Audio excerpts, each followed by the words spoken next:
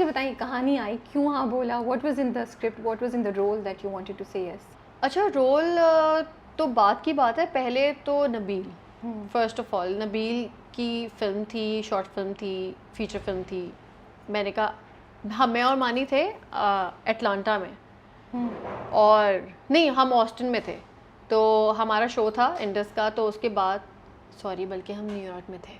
It's okay. कितनी over में लग रही हूँ ना, सारे शहरों के नाम ले लिए मैंने यूएसए के, कि मैं यहाँ भी गई हूँ। हमें ये समझ आ गई कि आप पाकिस्तान में नहीं थी। नहीं, पाकिस्तान से बाहर थी मैं। हाँ। और लास्ट ईयर की बात है, तो मैं और मानी हम ऐसी ना पता नहीं क्या रूम में थे बैठे हुए, तो किसी नबील के किसी का फ़ोन आया, आई थिंक अली का था या किसका था, कि नबील कास्ट करना चाह रहा है ना आपको और मानी को।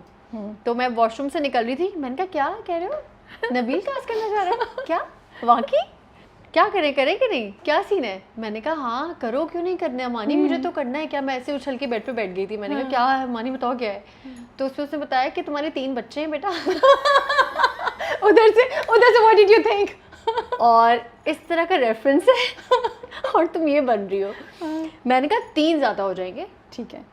जो बड़ी बहन है 3 बच्चे थे ये, तो उसको फिर मेरी बहन बनाया, क्योंकि मैं बैक आउट कर गई थी। ओके। मैंने कहा मैं नहीं कर रही 3 बच्चे, मैं क्यों इतनी बड़ी बेटी को वो बनाऊं अपनी बेटी ना। बट ये थोड़ा अचानक से मुझे हुआ था, बट ये नॉनसेंस बात होती है। आई थिंक जो कैरेक्टर मैंने किया वो मेरा टैलेंट है, और वो आपका टैलेंट नजर आना चाहिए। ऑफ कोर्स, या।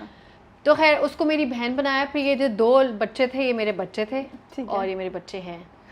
तो मुझे वो बल्कि सीमिया आपा ने कहा हाँ तो तुम्हारा बेटा मुजम्मिल भी खुशी की जितना है ना।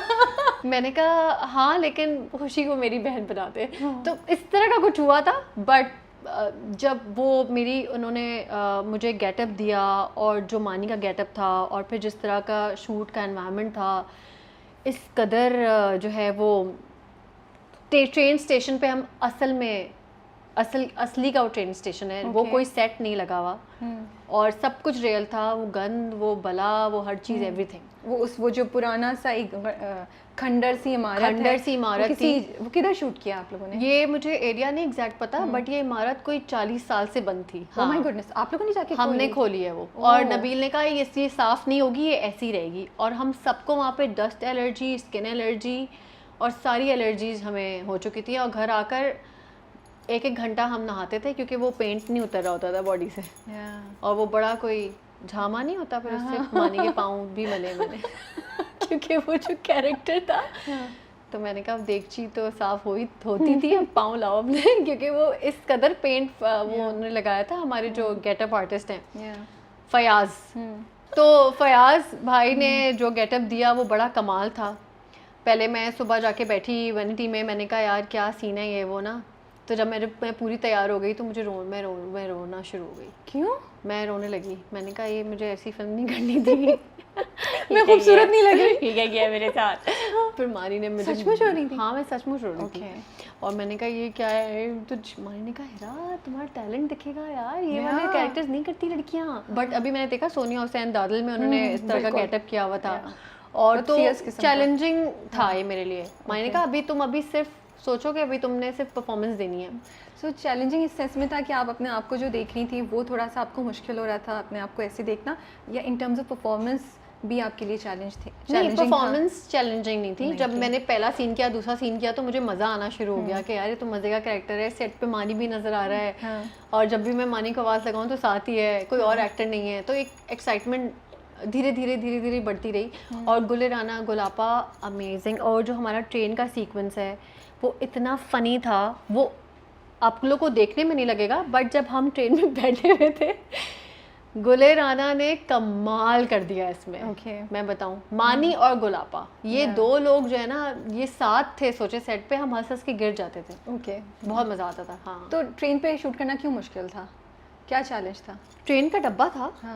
और वो ट्रेन का डब्बा था कि पता नहीं कौन 1960 की वो ट्रेन थी, मतलब कहीं से पुरानी ढूंढी, कराची की ट्रेन है। नहीं वो प्रॉपर चलने वाली ट्रेन थी। अच्छा, वो अभी जिसमें सारे लोग जाते हैं। हाँ, हमारी आवाम, हमारी मासेस जिसमें जाती है, उस तरह की ट्रेन था जिसका फ्लश ख़राब था, जिसमें एक स्मेल थी जो साफ़ नहीं थी, जिसमें हम भी बड़ा घूमे हैं स्टार्ट में।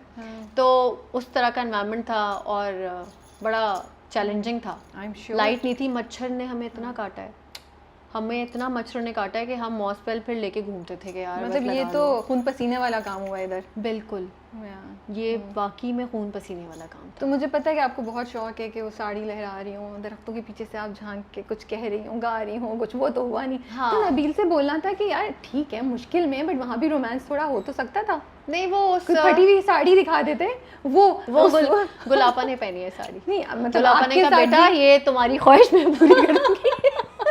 आपने बोला नहीं नबील को कि कुछ तो नहीं, बट ये एंथोलॉजी का मकसद ही है ना, जो मैंने नहीं किया वो रमशा ने किया, बिल्कुल, वो बिल्कुल। महविश ने किया। बिल्कुल, तो यानी कि आपको एक ही फिल्म में आपको 3 फ्लेवर्स मिलेंगे। एक तरफ आपको बिल्कुल हेरा मानी मिलेगी, एक आपको बिल्कुल रमशा मिलेगी जो बिल्कुल ही तैयार और यूथ वाली, जो एक तरफ आपको महविशात मिलेंगी जो साड़ी पहनी हुई है। बिल्कुल। तो मेरी ख्वाहिश इन लोगों ने पूरी की और शायद इनकी थोड़ी बहुत मैंने कर दी होगी। सो कहानी क्या है ये वाली जिन महल की? जिन महल की कहानी ये है कि ये बेसिकली एक फैमिली की स्टोरी ठीक है। और नबील और फ़िज़ा की ये एक कहते हैं करामत है इनका, और इन्होंने जो है ये इसमें हंसी खुशी कुछ ऐसे इमोशंस को, कुछ ऐसी चीज़ों को टच किया है कि आपको फिल्म देख के पता चलेगा। ओके, सो ये एक फैमिली की सर्वाइवल की कहानी है जो घर ढूंढ रहे हैं। बिल्कुल, ठीक है। जिनके फिर पास आगे घर नहीं है। घर नहीं है। हाँ। तो जब मैं ट्रेलर देख रही थी, फर्स्ट टाइम मैंने ट्रेलर देखा तो it was interesting, horror comedy कुछ ऐसा समझ। दूसरी बार देखा तो ये बात मुझे हिट की कि क्या ये कहानी जो है जिन महल, ये एक्चुअली सिर्फ कॉमेडी और एंटरटेनमेंट नहीं है। ये एक्चुअली जो बहुत गरीब लोग हैं जो हाउसिंग का इशू फेस करते हैं, जिनके पास घर नहीं होता, उनकी ज़िंदगी के चैलेंजेस को हाईलाइट कर रहे हैं। एक आम आदमी जो रोड पे रह रहा है, या एक आम फैमिली जिसके पास इतने वसाइल नहीं है कि घर वो ओन कर सके, क्या उसकी रिप्रेजेंटेशन हो रही है इस कहानी में somehow?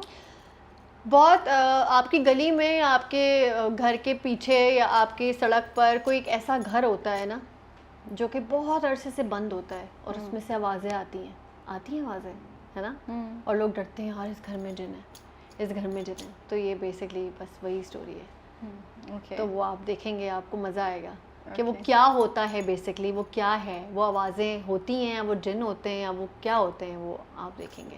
Okay, so may be उन आवाज़ों के पीछे ज़्यादा बड़ी कहानी है जो हम शायद सुन नहीं पा रहे हैं अभी। बहुत इमोशनल कहानियाँ हैं, बहुत ज़्यादा डेप्थ है।